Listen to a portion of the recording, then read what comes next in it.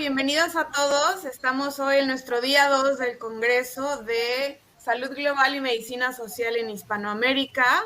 El día de hoy vamos a arrancar las ponencias aquí en la sala 1 con experiencias en la atención de salud mental con perspectiva de género. Y tenemos unas grandes ponentes el día de hoy para presentarlas y dejarlas con nuestra líder del día de hoy. Va a ser Erika Valtierra Gutiérrez, quien es nuestra psicóloga comunitaria y manager de casos en Compañeros en Salud. Aquí como manager de casos, ella supervisa las clínicas con perspectiva integrativa y también nos apoya con la enseñanza orientada a temas de psicología clínica para trabajadoras comunitarias de salud mental, quienes brindan una psicoterapia de baja intensidad llamada Enfrentando Problemas Plus, diseñada por la Organización Mundial de la Salud. También supervisa el trabajo grupal que hacen al facilitar grupos psicoeducativos para personas con diagnósticos de ansiedad y depresión, intervención integrativa basada en terapia cognitivo-conductual y terapia de aceptación y compromiso, prácticas narrativas y enfoques informados en trauma. Entonces, Erika, te dejamos el panel. Bueno, buenos días a todos, bienvenidas a esta ponencia. Va a ser una especie de conversatorio, pero antes de empezar me encantaría presentarles a las panelistas el día de hoy. Lo que voy a hacer es presentarlas en el orden en que van a compartirnos sus experiencias en el trabajo y va a ser el mismo orden en que vamos a guiar la conversación. Entonces, en primer lugar está la maestra Ana Cecilia Ortega. Ella es licenciada en Psicología por la Universidad Iberoamericana y cuenta con una maestría en Desarrollo Internacional por la Universidad de Bristol. Actualmente participa en el programa de liderazgo Atlantic Fellowship for Health Equity de la Universidad de George Washington. Trabaja en Compañeros en Salud, capacitando y supervisando a trabajadoras comunitarias de salud mental en intervenciones psicológicas individuales y grupales. Como quien dice, somos colegas. Anteriormente trabajó en esta misma organización coordinando un proyecto comunitario para detectar y tratar la depresión y ansiedad en adolescentes con perspectiva de género. Se ha especializado en terapias narrativas, en perspectiva feminista en psicoterapia, ecofeminismo y métodos participativos en ciencias de la implementación. Posteriormente está la maestra Cecilia Bocanegra Mendiola. Ella tiene formación profesional en psicología, especialidad en terapia y manejo de trauma y personas con conductas de riesgo. Tiene también un máster en desarrollo personal y una maestría en psicología jurídica y criminología. Tiene experiencia laboral en intervención en emergencias, crisis y tratamiento a largo plazo, además de ser facilitadora en temas sobre conducta y habilidades asertivas.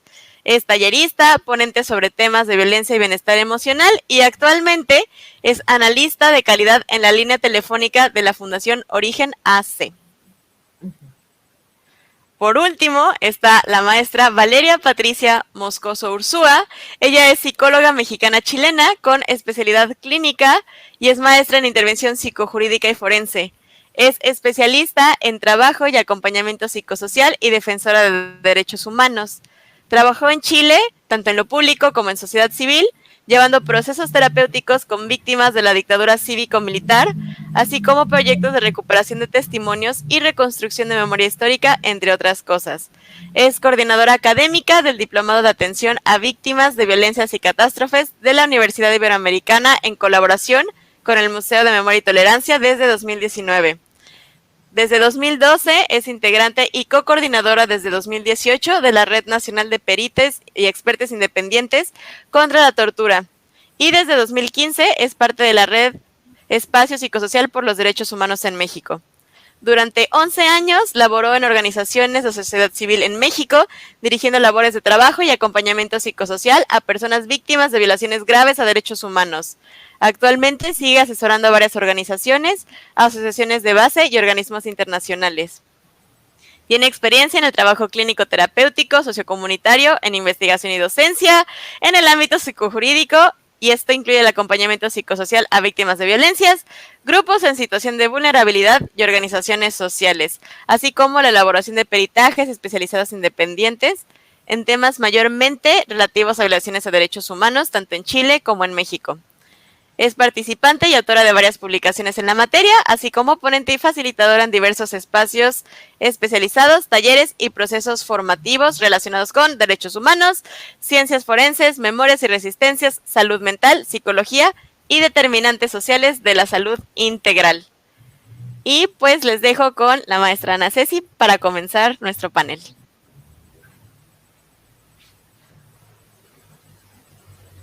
Gracias, Erika.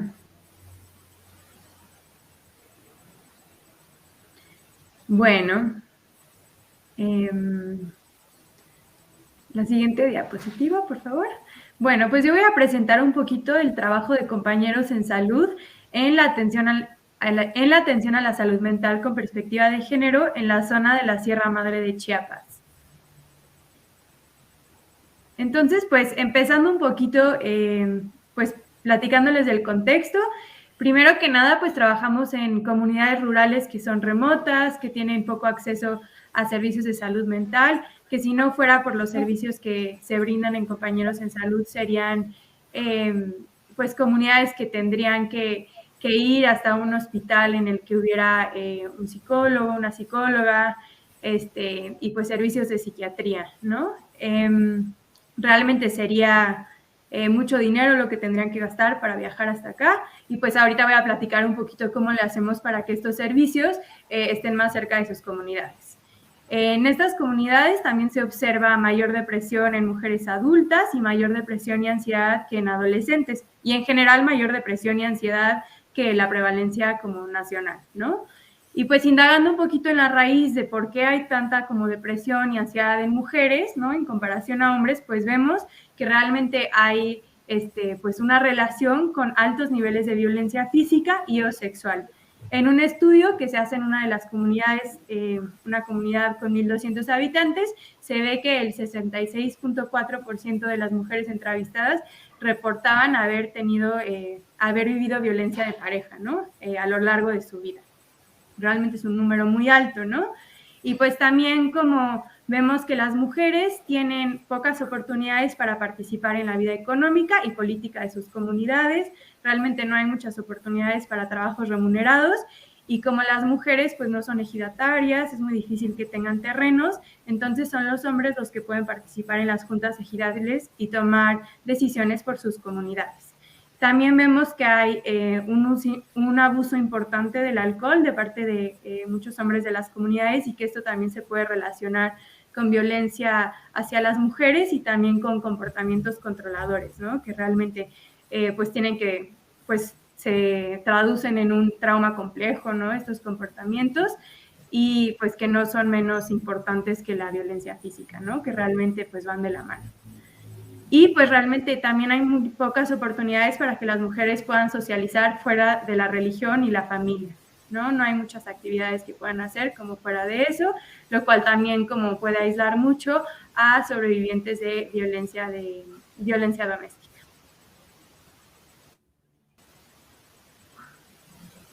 Bueno, entonces ahorita voy a platicar de las intervenciones que tenemos, empezando por la capacitación y supervisión a médicos y enfermeros pasantes de servicio social en cómo dar una atención de calidad de salud mental con perspectiva de género en las clínicas rurales de salud, y también en una casa materna, ¿no? Que está en el pueblo de Jaltenango. Luego, el año pasado, estuve coordinando un proyecto de adolescentes para detectar y tratar la depresión y ansiedad con perspectiva de género. Y pues, si ven en la foto de la izquierda, están los adolescentes ahí dividiendo diferentes características de género, diferentes características de sexo, y también había voluntarios adolescentes que estuvieron participando en el proyecto, como pueden ver en el lado derecho.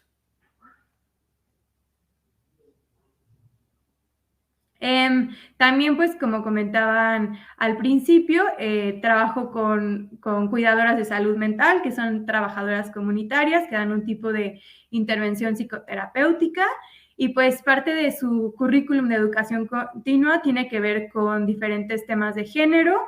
En esta sesión, ¿no? En donde tomamos la foto y que están con las manos pintadas, ahí estaban platicando de feminicidios y de cómo ellas pueden identificar diferentes formas en las que ellas pudieran como apoyar a mujeres que han vivido violencia.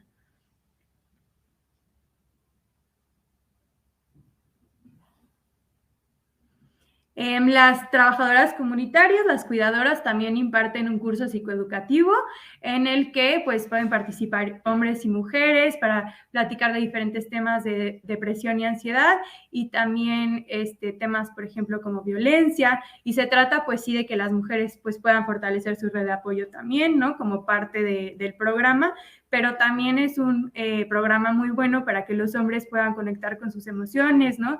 Y pues esta parte también de crear como masculinidades positivas. Más recientemente empezamos a crear círculos de mujeres junto con las trabajadoras comunitarias, ¿no? Que van a consistir igual de platicar de diferentes temas de salud mental en un esquema muy horizontal, y pues las trabajadoras comunitarias han estado ahí participando en la creación desde el inicio, desde la detección de necesidades y recursos en las comunidades, crear el nombre de la intervención, crear los objetivos, crear el contenido, y como parte del análisis de recursos y necesidades hicieron un ejercicio de photoballs que ahorita les voy a enseñar con la siguiente diapositiva. Entonces, estas fueron algunas de las fotos que tomaron para detectar esas necesidades y recursos, y pues se puede como ver muy bien cómo es la vida en cuanto a la salud mental para las mujeres en las comunidades en las que trabajamos, ¿no? Como por ejemplo el cocinar es una forma de resistencia hacia las violencias en la cual las mujeres se pueden unir, ¿no? Como el alcohol afecta mucho, preocupa mucho a las mujeres, el dinero, ¿no? Y también estas normas sociales de género, ¿no? De quiénes son las que se van a cuidar, ¿no? En cuanto a planificación familiar, ¿no? Quiénes son las que están a cargo del oficio, ¿no? Y también pues el físico, ¿no? Como una norma social de género que pues es más fuerte en mujeres, ¿no? El cuidado personal, ¿no? Y pues la belleza también. Y por último, para aquellos pacientes que pues no sea suficiente tal vez con ir a la clínica o con ver a una trabajadora comunitaria, entonces también se les puede dar acompañamiento psicológico o psicoterapia por psicólogas y psicoterapeutas. Y pues nosotras siempre trabajamos con perspectiva de género, con perspectiva feminista, y pues intentamos también que lo que se trata en el consultorio, lo que se habla de manera individual, también se pueda volver como algo político en la medida en la que vayan cambiando como ciertas acciones, en la medida en la que se vaya creando conciencia sobre las diferentes violencias, sobre el patriarcado, y pues también se presta para compartir, por ejemplo, frases entre pacientes, ¿no? Que puedan crear como una mayor resistencia y se genere pues un cambio pues más colectivo. Y pues muchas gracias. Muchas gracias, Ana Ceci. Pues ahora no sé si Ceci sigue conectada porque se nos acaba de desaparecer. Vamos a darle un minutito. Ahí está. Bueno, pues los dejo con la maestra Ceci Bocanegra para que nos comparta sus experiencias como parte de la línea de Fundación Origen. Claro que sí, 1000 disculpas, pero es que ocurrió un problema aquí técnico. Pues miren, mucho gusto de estar aquí, la verdad de haber sido invitada a obviamente a ser portavoz de esta fundación. Pertenezco actualmente a una fundación que tiene ya 20 años trabajando y en beneficio de la salud, obviamente la mejora integral de mujeres mexicanas. Es una línea, digamos que primero se construyó como una línea telefónica comunal para apoyo ya médico, psicológico y también apoyo legal.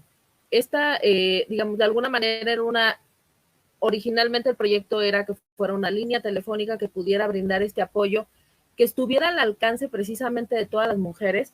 Esto es en comunidades incluso que están muy alejadas, en donde probablemente, como ya lo mencionaban anteriormente, los servicios de salud, los servicios prontos de justicia, pero sobre todo los servicios de contención emocional en el momento en el que la persona lo solicita o lo requiere, no se encuentran. Lo que nosotros logramos fue que mediante un número 800, en algunas localidades es gratuito, que la persona puede acceder a ellos con los teléfonos públicos, podía tener un acceso, un apoyo, no nada más de seguridad, hablando de la parte, digamos, de seguridad, ¿no? Pública, sino que pudiera tener una contención, pero sobre todo que se le diera un seguimiento, es decir, que la persona pudiera acceder a un tratamiento emocional, porque, digo, como sabemos, el problema de la violencia es un problema estructural, es un problema cultural, es un problema que de alguna manera no solamente es un conflicto o una enfermedad, ¿no? Aislante, que la pueda vivir una sola persona, sino que estamos hablando que es totalmente una forma de relación, ¿no? Es una forma que hay que, obviamente, de alguna manera construir. Eso es lo que hay que cambiar. Ahora, ¿cuál es aquí el punto que nosotros hemos encontrado? Actualmente, la línea de apoyo de origen, la fundación que específicamente se construye para atender a las mujeres que viven violencia, dedicar precisamente poder erradicar. Me están comentando que creo que no me escucho bien. Ay, permíteme.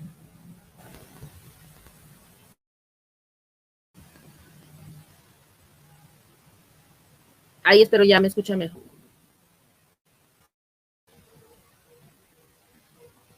Ok, bueno. Les decía, el objetivo, digamos, que nosotros estamos persiguiendo, de alguna manera, es poder ayudar a las mujeres, más que empoderarlas como tal. Lo que nosotros buscamos es que haya un espacio de comprensión, que haya un espacio de escucha y que haya un espacio en el que ella se pueda conocer a sí misma, que pueda escuchar y pueda atender necesidades para así poder tener esos recursos tanto, digamos, tanto psicológicos, ¿no? A nivel fortaleza, a nivel autoestima, y así que ella pueda ir construyendo un espacio mejor.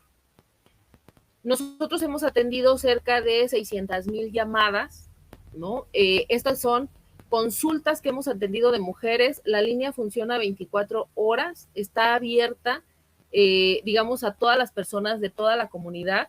Es totalmente gratuita y el objetivo que tenemos nosotros, se ha ido formando un protocolo para intervención a personas de violencia, y lo que se ha hecho de alguna manera es que se les ofrecimiento. Es decir, tenemos no solamente una llamada en la que la persona se puede sentir bien, sino que se puede una alianza estratégica, se puede generar una adherencia con la terapeuta que le atiende, y puede llevar un proceso de 3 meses, 6 meses, dependiendo de lo que la persona necesite para poder resolver su situación. Entonces, a grandes rasgos, bueno, es lo que nosotros hacemos. Yo me encargo de checar la calidad, es decir, de checar que los terapeutas, ¿no? Terapeutas de las terapeutas, digamos, cómo se atiende la llamada, la calidad de estas, pero sobre todo el beneficio que va teniendo la llamada y va teniendo la persona conforme va haciendo uso de la línea, ¿no? Es decir, los casos de éxito y sobre todo, pues ir valorando la eficacia de este tipo de intervenciones. Muchas gracias. Muchas gracias, Ceci. Pues bueno, ya que nos metimos de lleno en el tema de las violencias, ahora les dejo con la maestra Valeria para que nos comparta sus experiencias trabajando distintos tipos de violencias desde el acompañamiento psicosocial. Muchísimas gracias y buenos días a todos. Muchas gracias por la invitación y qué gusto poder compartir espacio con estas mujeres maravillosas que están haciendo cosas muy relevantes en distintos espacios a lo largo del país. Y bueno, pues como bien decían, yo me dedico a trabajar sobre violencias particulares, que son las que entendemos como violencias sociopolíticas, y violencias sociopolíticas no necesariamente porque estamos hablando de un tema de partidos, ¿no? Sino que estamos hablando justamente de ir desgranando y de ir hablando de fondo cómo son que se distribuyen las estructuras de poder, ¿no? Las estructuras de poder en distintos grupos que pueden ser institucionales o no institucionales y que al fin y al cabo generan violencias estructurales e institucionales dentro de los distintos contextos en las distintas poblaciones, ¿no? Mi ponencia tiene que ver, o lo que voy a platicar ahorita es del trabajo que yo realizo ya desde hace algunos cuantos años, como bien decía Erika, de trabajo y acompañamiento psicosocial con personas y colectivos que se encuentran en vulneración y en resistencia, que fue un poco como se me ocurrió nombrarlo, porque de inicio le hemos llamado, o se le ha llamado desde el acompañamiento psicosocial en derechos humanos, el acompañamiento a víctimas de violaciones a derechos humanos, pero lo cierto también es que más allá de la noción mera de víctima, que también es importante jurídica y políticamente, pero tiene un peso, ¿no? Y tiene un peso que a veces lo torna un poco asistencial y paternalista, pues hemos estado en el último tiempo hablando más de personas que se encuentran en situaciones de vulneración o vulnerabilizados, es decir, hay un otro espacio, unos otros grupos que los vulnerabilizan, no es que hayan nacido de manera natural, ¿no? O normal en un contexto de vulneración, pero que también son personas que se encuentran en resistencia. Y ese par, esas dos miradas es importante también verlas, ¿no? Entonces, la siguiente, por favor. Muchísimas gracias. Y bueno, se llama trabajo y acompañamiento psicosocial, no por casualidad, sino que efectivamente desde el trabajo que realizo y realizamos varias personas a lo largo de México y América Latina, trabajamos con un enfoque en específico que así se llama, es el enfoque psicosocial, ¿no? Y que no tiene que ver, como mal se entiende a veces, de la suma de psicología y sociología o psicología social. No es para nada lo mismo, ¿no? Y bueno, esto requeriría un muy otro espacio, una sesión o un muy otro panel para poder hablar de lo que implica el enfoque psicosocial en sí, pero decir al momento que sí, no se trata de psicología y sociología y no se trata de psicología social. Lo psicosocial como un enfoque, como una perspectiva, es una herramienta de análisis y acción que es transversal en el trabajo de defensa y promoción de derechos humanos y en los contextos de lucha social, que nos permite tener miradas y estrategias más integrales. En este respecto, me parece que es importante equipararlo, aunque no es lo mismo, pero entendido epistemológicamente, a lo que hablamos de la perspectiva de género. Cuando hablamos de perspectiva de género, no estamos hablando de lo que compete a las mujeres o estudios de mujeres o cosas reducidas, ¿no? Estamos hablando justamente de una herramienta de análisis y acción que es transversal, que nos permite entender históricamente y cómo en el pasado, al presente y hacia el futuro se han distribuido desigualmente las relaciones sexogenéricas entre hombres y mujeres, ¿no? Entonces, la perspectiva de género es mucho más allá. Y lo mismo es con la perspectiva psicosocial, es muchísimo más allá, es una herramienta de análisis y de acción que es transversal, ¿no? Es una forma de ver, de entendernos y de plantearnos en el mundo. Y esta herramienta, este enfoque psicosocial, es justamente lo que está como pilar del acompañamiento dentro de lo que es el enfoque, el trabajo y el acompañamiento con enfoque psicosocial. Pero además, lo interesante es que el enfoque psicosocial ya en la actualidad, que estamos hablando de que surge como ya con ese nombre alrededor de los años 80, pero hoy en día pues también se ha ido transformando, porque uno de los ejes que tiene el enfoque psicosocial tiene que ver con estarse revisando de manera permanente para no caer en reduccionismos y en absolutismos, ¿no? De los paradigmas hegemónicos. Entonces ha ido incluyendo y ha ido sumando, ¿no?, en los últimos años, en las últimas décadas, muchos otros enfoques a los cuales se integra y con los cuales camina de manera paralela. Y estos enfoques, podríamos decir, por una parte, obviamente, es el enfoque de género, ¿no? Obviamente tiene que ver con los enfoques desde las interseccionalidades, tiene que ver con el enfoque de derechos humanos, tiene que ver con los enfoques interculturales, más entendidos como anticoloniales o decoloniales, y también camina en paralelo con un enfoque de salud pública, ¿no? Y se pueden seguir sumando, pero son como los que ya se están integrando dentro de lo que es el enfoque psicológico. Entonces, este enfoque como eje principal de todo el trabajo que se hace en el acompañamiento.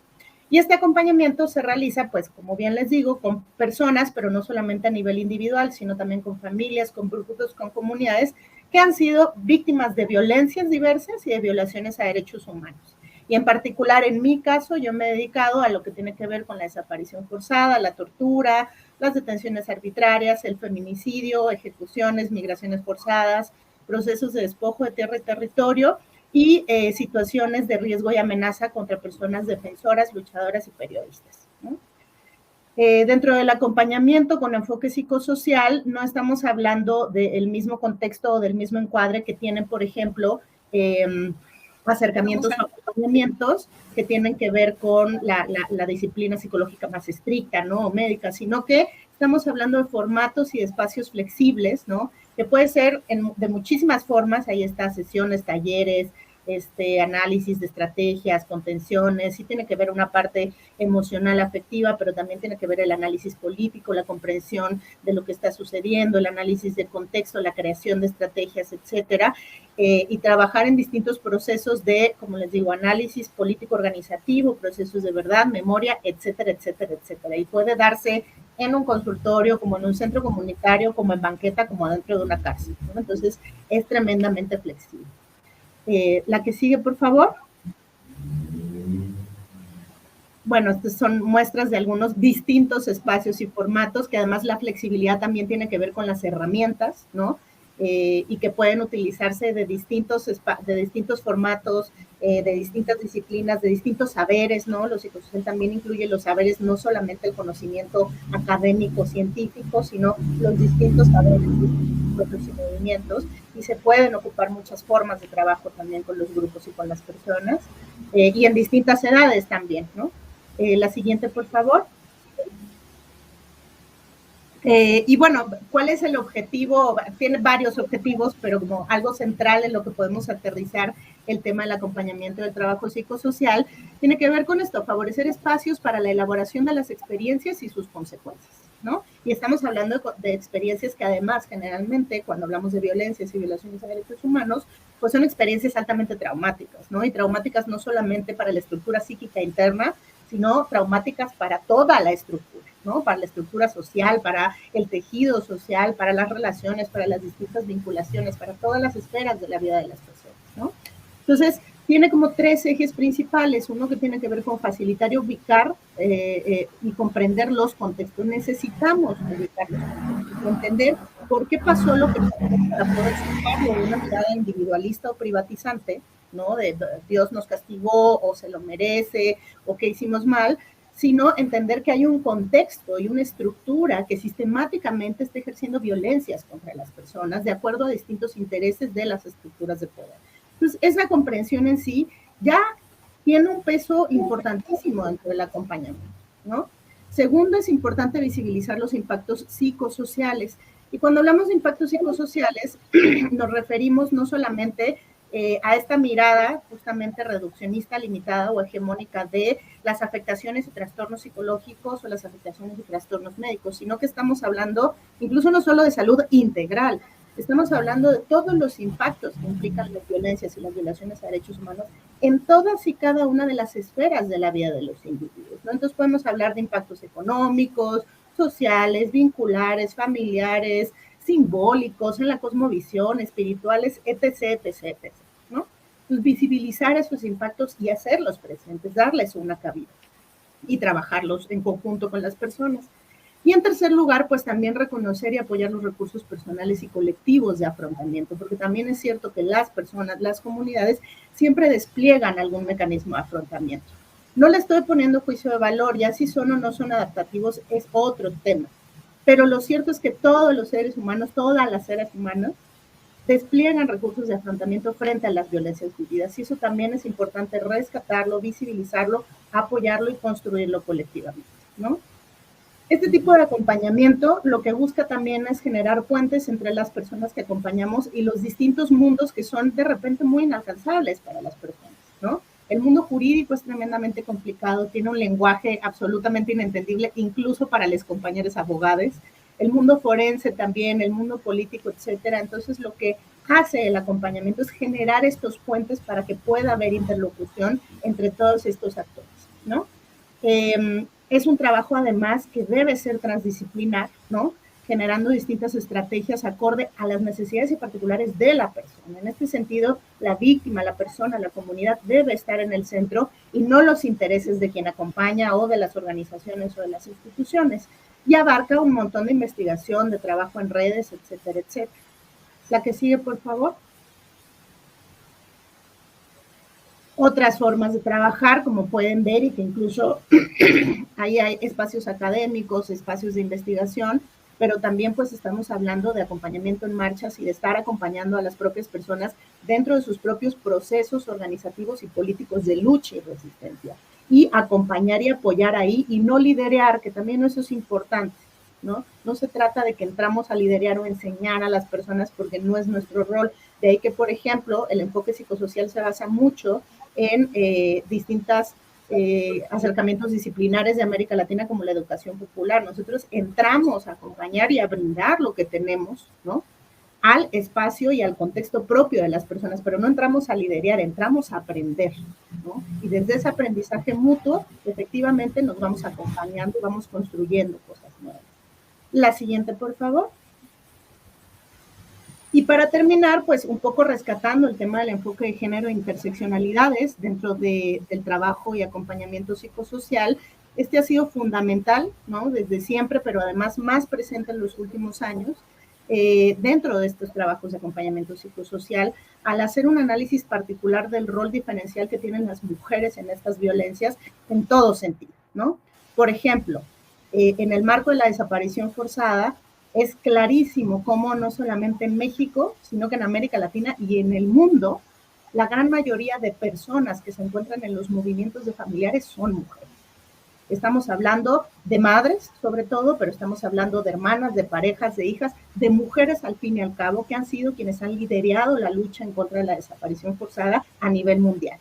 Y se ha hablado también ya de análisis más profundos de la feminización de la búsqueda, ¿no? Entonces, ahí hay un análisis interesante que hay que hacer de qué ha estado pasando dentro de esta violación a derechos humanos en particular, que ha generado, ¿no?, que hombres y mujeres participen de manera distinta, lo que no las pone por sobre o por debajo, porque eso también hay que cuestionarlo, ¿no? El hablar de la feminización de la búsqueda y de la exigencia frente a la desaparición forzada, también en un sentido ha quitado la posibilidad a hombres de, o le ha negado un poco la posibilidad a hombres de poder participar también, ¿no? Y bueno, ahí hay un montón de cosas que se podrían analizar. En términos del marco de los dispositivos de tortura, por ejemplo, ha sido muy claro poder analizar cuáles han sido los impactos diferenciales que tienen hombres y mujeres frente a la tortura, incluso los mecanismos diferentes de tortura que se usan a hombres y hacia mujeres, ¿no? Y una vez que hombres y mujeres, que en el caso de México estamos hablando de todo un dispositivo de detención arbitraria, fabricación de delitos, tortura para fabricar esos delitos y muchos años de prisión injusta, ¿no? Al momento de la obtención de libertad, también las respuestas que tienen hombres y mujeres ya en libertad son radicalmente diferentes y tiene que ver con un montón de factores que están directamente vinculados con el tema sexogenérico, ¿no? Entonces ahí también ha empezado a haber un análisis muy interesante y muy profundo.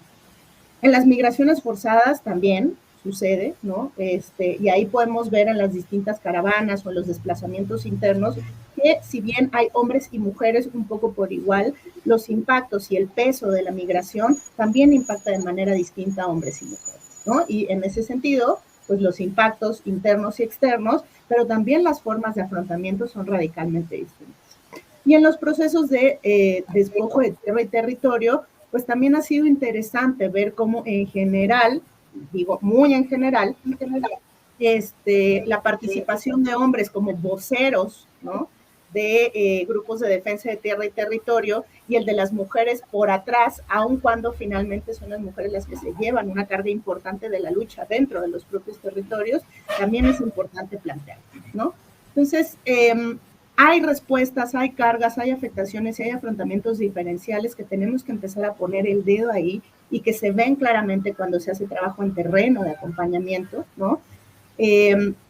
Es importante también recordar que dentro del enfoque psicosocial, estos elementos que nos determinan, ¿no?, que nos dan como la caracterización de los impactos, de las consecuencias de los afrontamientos, es importante, pero sobre todo, y es este análisis estructural, análisis desde los distintos sistemas de opresión, ¿no? Entendiendo además que entonces, pues los impactos que tienen las personas, y en este caso los diferenciales hombres y mujeres, no son respuestas anormales. Estamos hablando de respuestas normales a situaciones que son anormales. En este sentido, todos los impactos, síntomas, signos, como le queramos llamar, que presentan hombres y mujeres frente a violencias y violaciones a derechos humanos, es una forma humana y orgánica, es natural de responder frente a este tipo de hechos.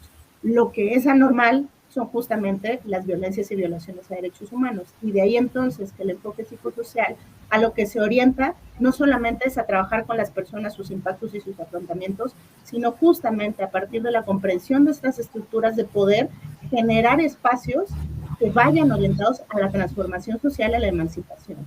Si no cambiamos la estructura, lo que hagamos con las personas tiene un techo muy bajito. Los psicofármacos no nos van a arreglar los problemas de injusticia social. Las terapias no nos van a resolver la continuidad de las violencias y violaciones a derechos humanos.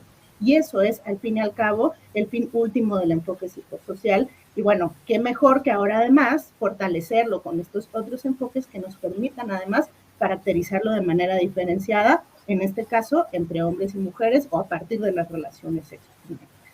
La que sigue.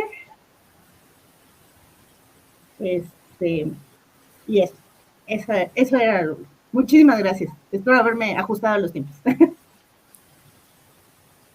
No, pues muchas gracias a las tres. Pues bueno, como dije al inicio, lo que vamos a hacer es un pequeño conversatorio, que yo creo que por el tiempo iban a hacer varias preguntas, pero vamos a intentar fusionar algunas cosas y vamos a ver qué se arma. Entonces, pues la primera pregunta sería, ¿todas están acompañando mujeres que de una de otra forma están inmersas en otros tipos de sistemas, ¿no? Hay que navegar el sistema de salud, ¿no? Que es un sistema muy patologizante muchas veces, hay que navegar sistemas jurídicos, legales. Entonces, pues yo sé que eso les lleva a todas a estar más o menos en contacto con instituciones gubernamentales y de otros lados, donde estas mujeres también están recibiendo atención o tienen que estar en contacto con. ¿Cómo creen que tener una mirada interseccional, que tener esta postura política que todas tienen, marca una diferencia entre aquello que ocurre en estas instituciones y el trabajo que ustedes hacen? Y bueno, primero sería Ana Ceci para responder esta pregunta.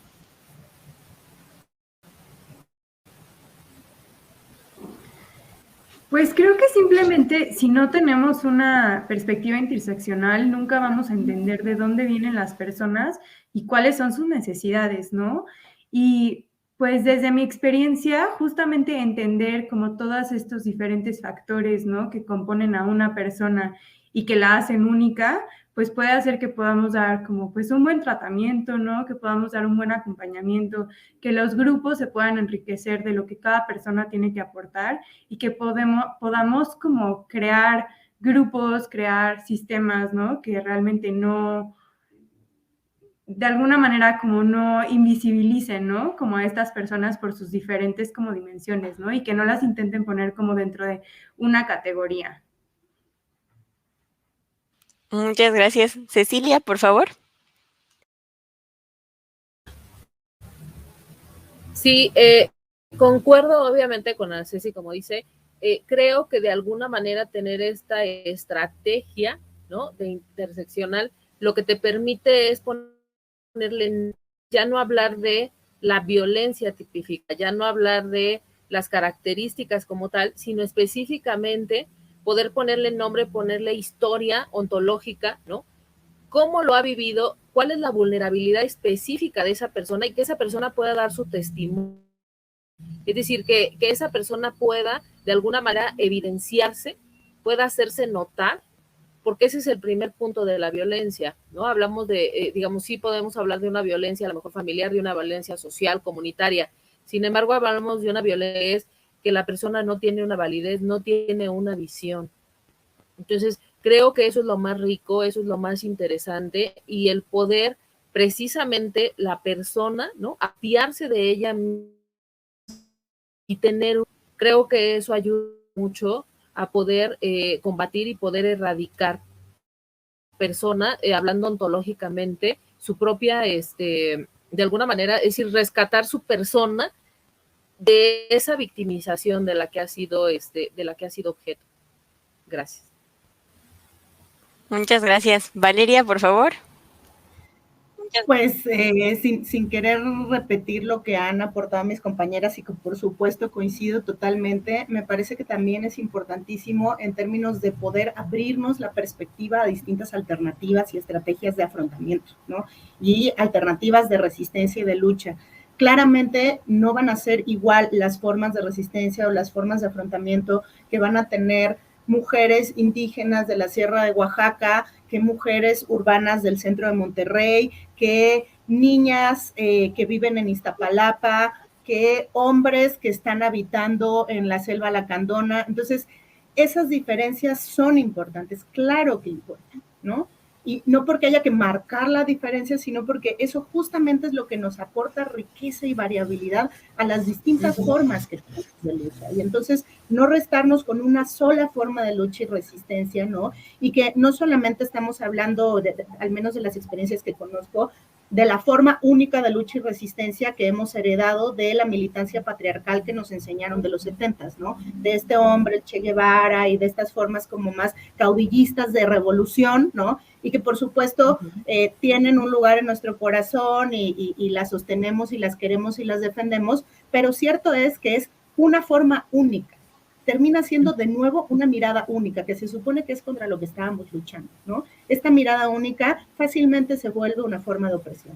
Entonces, la interseccionalidad lo que nos facilita, lo que nos aporta es esto, es darnos todo el abanico, todo el arco iris de colores para poder decir formas de lucha, hay millones, y entonces eso también abona a combatir la desesperanza, porque cuando tenemos solo una alternativa y no funciona, sí, hasta ahí llegamos, pero si tenemos 800 formas de distintos colores de luchar y de resistir, entonces eso es lo que nos facilita decir que pequeñas cosas, pequeñas obras, pequeños espacios, pequeñas personas, sí podemos en suma cambiar el mundo.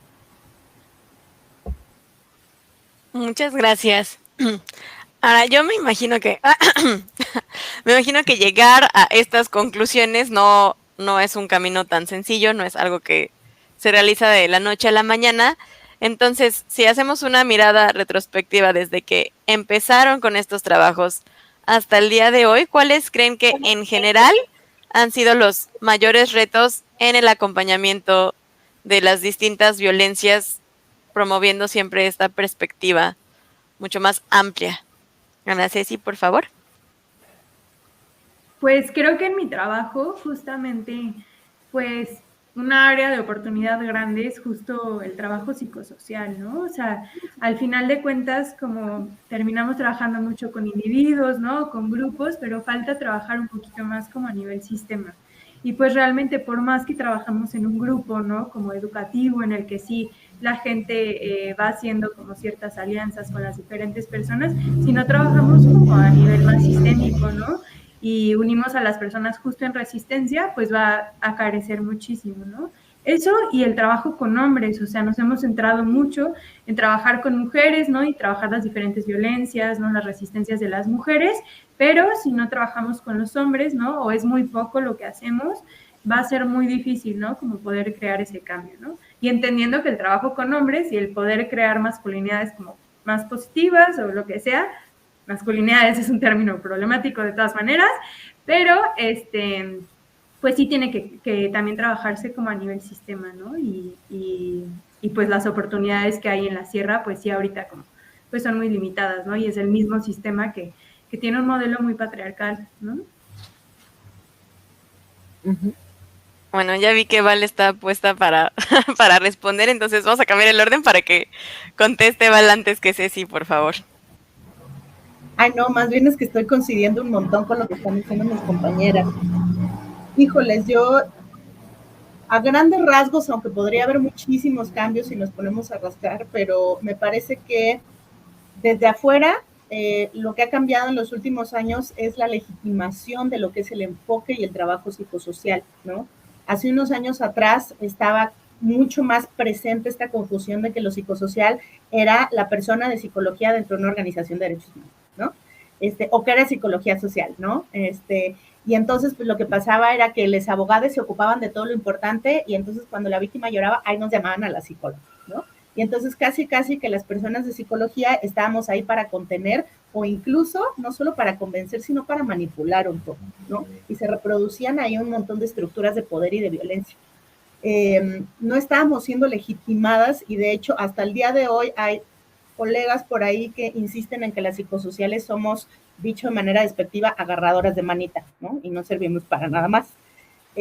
Lo cierto es que creo que con los años ha habido cada vez más esta comprensión de que lo psicosocial como enfoque tiene una riqueza, tiene una abundancia, tiene un aporte impresionante, pero además tiene un background detrás, epistemológico, histórico, político, que justamente es lo que lo hace una herramienta tan valiosa para el trabajo dentro de los movimientos sociales y la defensa de derechos humanos. Entonces, esa legitimación creo que la hemos ido alcanzando y se ha ido consolidando en ciertos espacios. Falta un montón y ha sido producto de, perdonando el escenario, de una chinga, ¿no? De una chinga de varias personas que están ahí peleando esta perspectiva.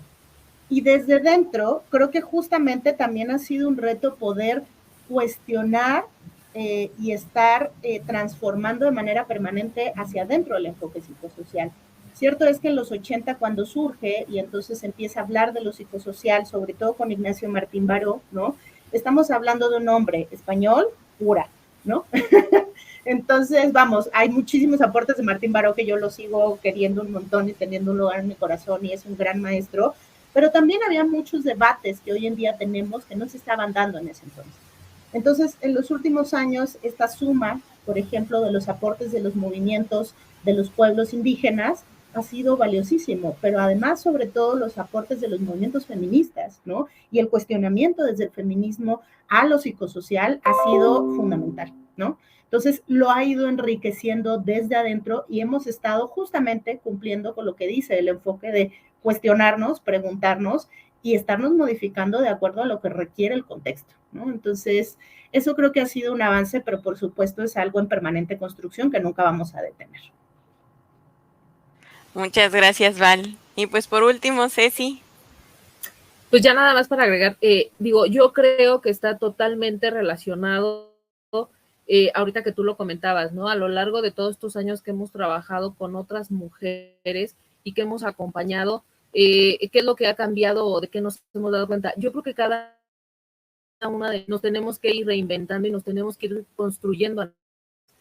Saber que el tipo de acompañamiento que tú vas a dar al otro va a depender de los recursos que tú tengas y va a depender del camino que tú sola hayas recorrido, es decir, de las heridas que tú hayas resuelto con tus propias violencias, con tu propia historia, ¿no? Saber que no somos obviamente ajenas al sistema, no somos ajenas a la estructura y que efectivamente tenemos que estar en constante escucha de nosotras mismas. ¿Qué me genera el discurso de la otra? ¿Por qué estoy aquí acompañando a la otra? ¿No? ¿Desde qué lugar me coloco frente al otro? ¿Me coloco ya como una persona sanada? ¿Me coloco como una diferente? ¿Me coloco como una igual? ¿O me coloco como una compañera que vamos caminando de la mano? Creo que siempre estarnos observando y saber que no estamos obviamente fuera de este sistema es algo muy importante. Gracias. Muchas gracias, muchas gracias a las tres. Pues me parece que ya estamos ahora sí sobre el límite del tiempo y creo que ya no nos va a dar tiempo de una última pregunta, porque ya nos queda como un minuto. Val Macías, no sé si andas por ahí para solo la parte final. Hola, aquí andamos. Felicidades, la verdad es que increíble la ponencia, mucho que llevarnos, mucho que seguir digiriendo, ¿no? Y seguir trabajando en conjunto. Y pues bueno, muchísimas gracias por estar aquí, a todos los que estuvieron presentes en el panel, por todos los comentarios, ¿no? Hay una pregunta más, todavía nos quedan algunos minutos, de Renata Briceño, que me gustaría hacer, creo que esta a lo mejor va para ti, Erika, y dice, ¿cuál ha sido la base para poder dar el adecuado acompañamiento y atención de salud mental en compañeros en salud? ¿Qué cambios debe de haber en el sistema para mejorar las estrategias que llevan a cabo? A ver, sí, si nos quieres regalar unos minutos, Erika. No, pues ahora sí que le toca a Ana Ceci, que es nuestra panelista de compañeros en salud, que nos lo comparta. Adelante, quien guste contestar. Perdón, Val. ¿Cuál ha sido la base para dar el adecuado acompañamiento y atención? ¿Y qué cambios debe haber para mejorar las estrategias? Pues los cambios que debe haber para mejorar las estrategias, pues definitivamente pues esto, ¿no? Como trabajar la parte más social, trabajar mucho con hombres, ¿no? Trabajar mucho el uso de sustancias, ¿no? Que también tiene como un componente como histórico, ¿no? También como pues de mucha violencia, ¿no? En las diferentes comunidades, pero pues eso, ¿no? Como eso digamos que es como el siguiente paso que nos gustaría dar.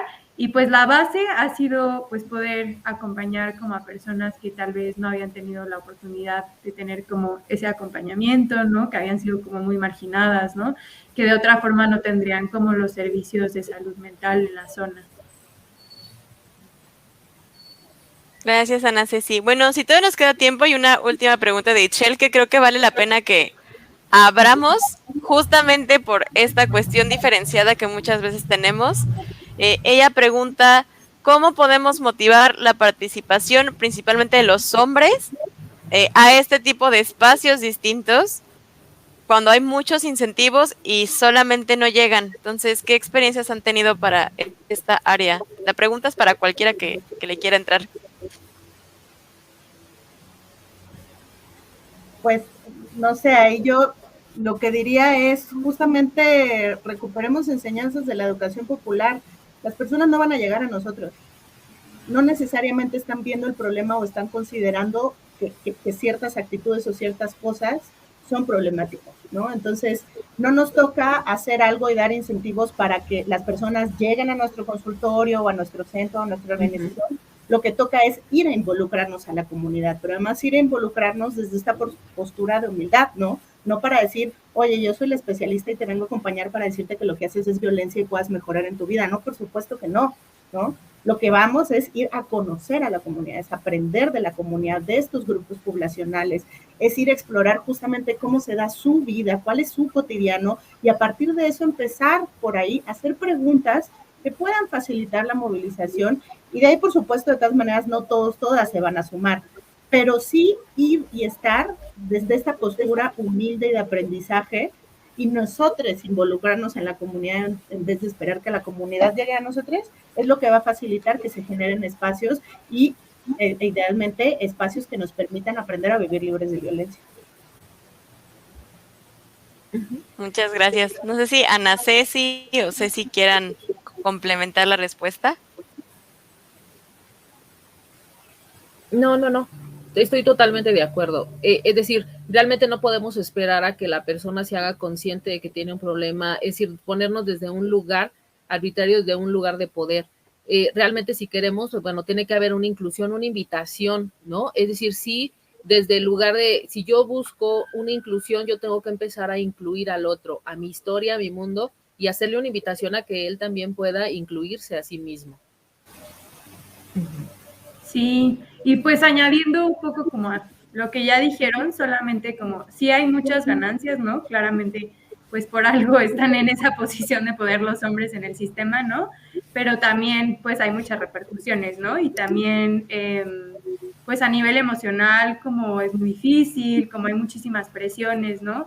Y también como visibilizar como eso también puede generar bienestar, ¿no? Y el conectar con las personas de su comunidad, conectar con sí mismos, ¿no? Con sus familias, ¿no? También puede, pues, ser muy benéfico, ¿no? Pero justamente como desde este lugar como de acompañamiento, desde no protagonizar, ¿no? Creo que es más bien el crear espacios, ¿no? Y que crear espacios y crear dinámicas seguras para que se puedan compartir diferentes saberes, diferentes emociones y que de ahí como vaya fluyendo, ¿no? Nos toca crear los espacios más, no liderarlos. Muchísimas gracias por esas palabras. Ahora sí, damos cierre a este panel. Los invitamos a todos a nuestro siguiente panel que iniciará a las 12 del día, iniciativas e innovaciones para garantizar los derechos sexuales y reproductivos de la población adolescente. Estaremos aquí de nuevo en 5 minutos y aquí nos vemos. Muchísimas gracias.